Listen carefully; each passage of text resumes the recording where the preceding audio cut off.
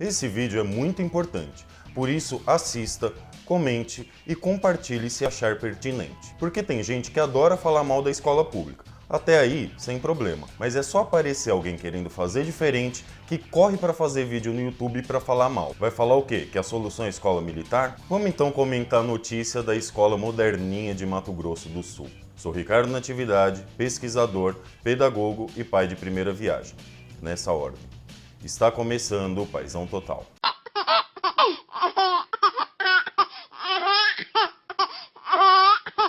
E aí, pais, beleza?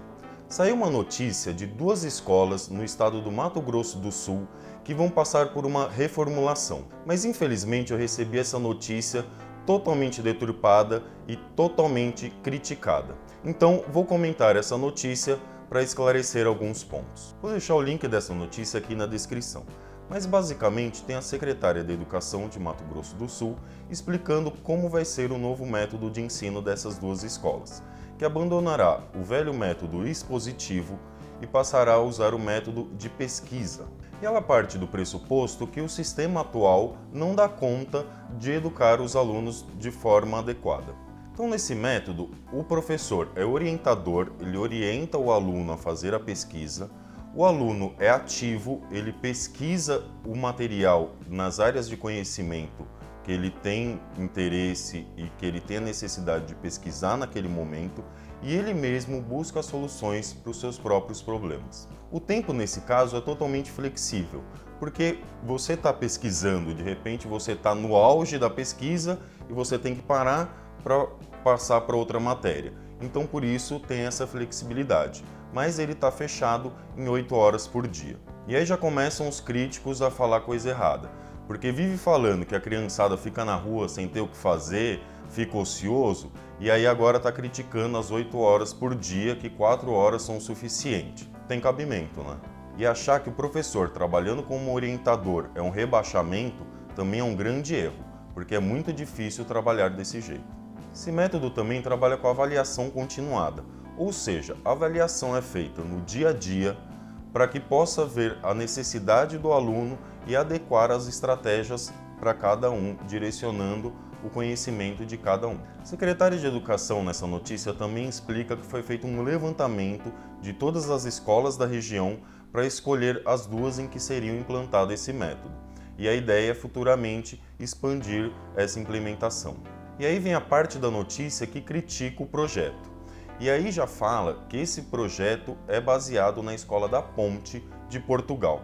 Para quem não conhece, é realmente uma escola inovadora, onde os alunos se apropriam da escola e é um modelo que, querendo ou não, deu muito certo lá em Portugal.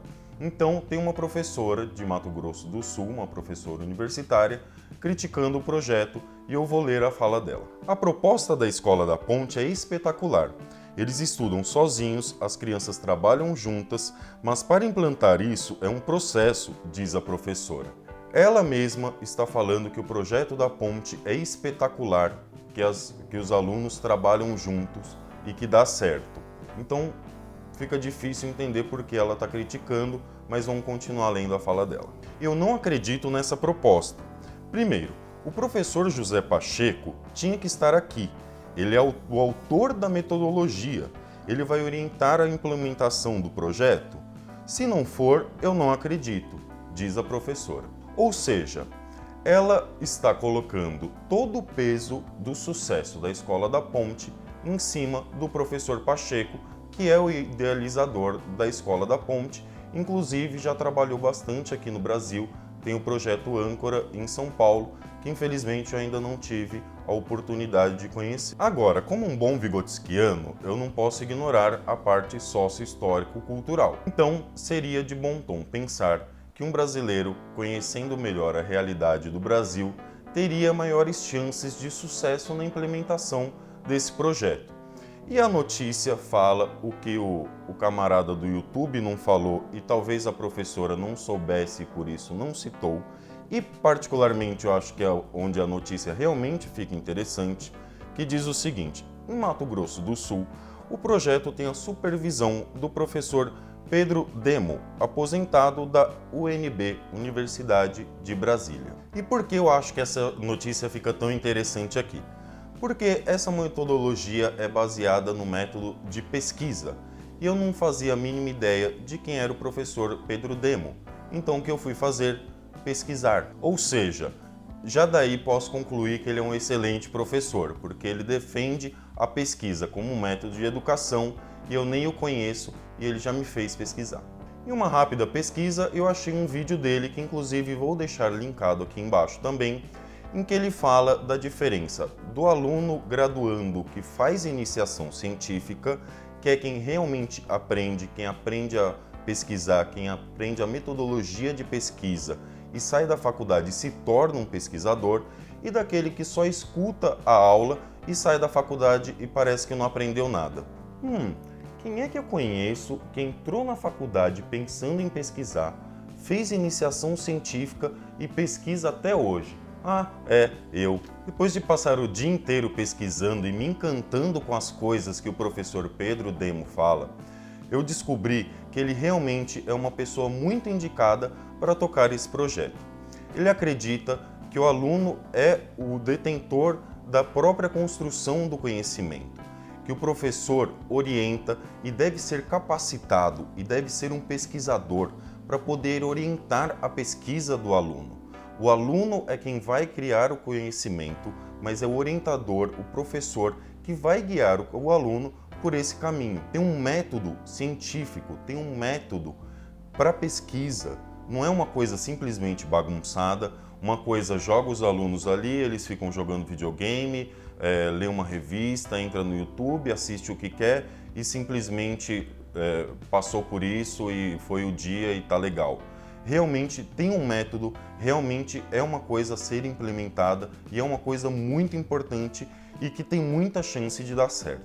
Ele inclusive fala de avaliar como uma mãe, como um pai, e é o que eu falo muito aqui no canal, que é avaliar o filho no dia a dia, perceber a necessidade dele e se adequar à necessidade do filho, se adaptar e criar estratégias de acordo com a necessidade do próprio filho, de acordo com a necessidade de cada aluno. É totalmente o oposto de querer colocar a criança numa caixinha padronizada com todo mundo pensando igual, com todo mundo com os mesmos saberes. A professora que critica o projeto fala da importância da capacitação dos professores para trabalharem com isso. O professor Pedro Demo fala a mesma coisa. E a secretária fala que desde outubro os professores selecionados estão se capacitando. E aí a gente cai num buraco que é o principal motivo de eu estar fazendo esse vídeo, que tanto a professora quanto o cara do YouTube criticaram, que é o aluno.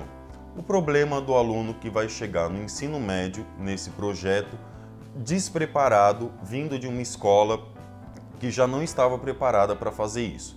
Inclusive o camarada do YouTube chama os alunos de vagabundos, safados, que não querem nada com nada. Bom saber que ele é professor dessa escola e que conhece todos os alunos dela. Mas culpar o despreparo dos alunos é uma falha tremenda.